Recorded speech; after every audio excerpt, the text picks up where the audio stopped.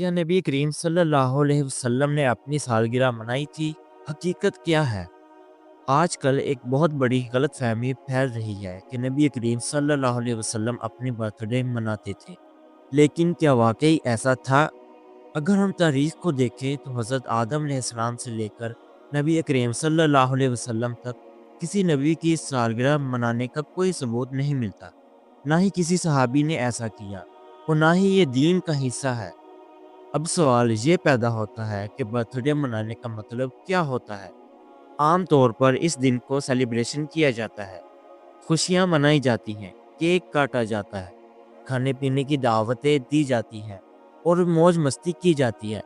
लेकिन क्या नबी करीम सल्लल्लाहु अलैहि वसल्लम ने अपनी पैदाइश के दिन ऐसा कुछ किया? नहीं, बल्कि नबी करीम सल्लल्लाहु अलैहि वसल्लम को सिर्फ इतना मालूम था कि वो पीर के दिन पैदा हुए थे और इस खुशी में वो हर पीर को रोज़ा रखते थे। अब आप खुद सोचें, क्या रोज़ा रखना और बर्थडे सेलिब्रेट करना एक जैसी चीज़ें हैं?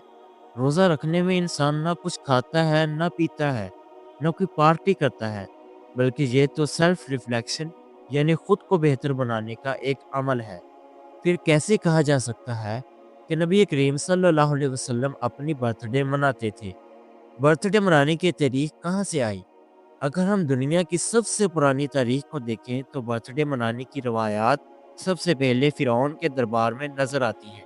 जी हाँ, फिरौन और उसके वज़रा अपनी सालगिरह बड़े एहतमाम से मनाते थे, क्योंकि वो खुद को नाउज़ बिल्ला खुदा समझते थे। बाइबल में भी इसका जिक्र मिलता है कि सबसे पहले सालगिरह फिरौन के दरबार में मनाई गई। बाद में ये रवायात यूनानियों यानी ग्रीक्स तक पहुंची, जो अपने देवी देवताओं के लिए खास रस्मात अदा करते थे। वो चांद की देवी आर्टिमस की इबादत के लिए चांद की शक्ल का केक बनाते, उस पर मोमबत्तियां लगाते और फिर इन्हें बुझाकर दुआ मांगते थे। इनका अकीदा था कि जब मोमबत्ती बुझती है और धुआं ऊपर जाता है तो इनकी दुआएं देवी तक पहुंचती हैं।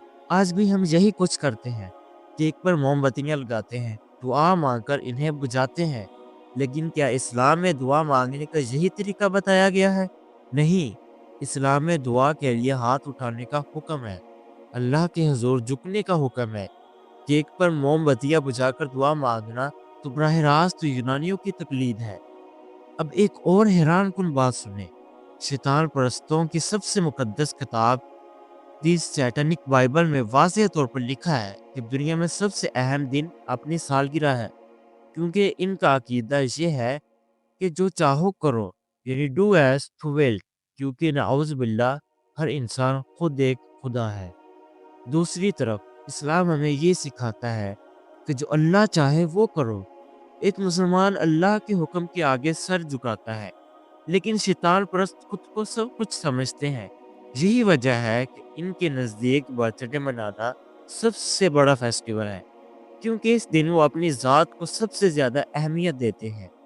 हमें क्या करना चाहिए? हम मुसलमान के लिए खुशी मनाने के दिन कौन से हैं?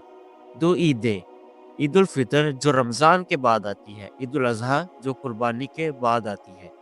ये दिन अल्लाह के हुक्म से खुशियाँ मनाने के लिए हैं और इनमें सब के लिए खुशी होती है, ना कि सिर्फ एक फ़र्द के लिए। इस दिन सब लोग तोहफ़े तोहफ़ भी देते हैं, मिलकर खाते पीते भी हैं और गरीबों को भी याद करते हैं। लेकिन सालगिरह ये सिर्फ एक फ़र्द की खुशी का दिन बन जाता है, जिसका इस्लाम से कोई ताल्लुक नहीं। अब फैसला आपके हाथ में है कि हम इन रसूमात को फॉलो करें जो फ़िरऔन और शैतान परस्तों से आई, या हम वो तरीका अपनाएं जो नबी करीम सल्लल्लाहु अलैहि वसल्लम ने हमें सिखाया। इस्लाम हमें खुशी मनाने से नहीं रोकता, लेकिन हमें सिखाता है कि खुशी मनाने का सही तरीका क्या है।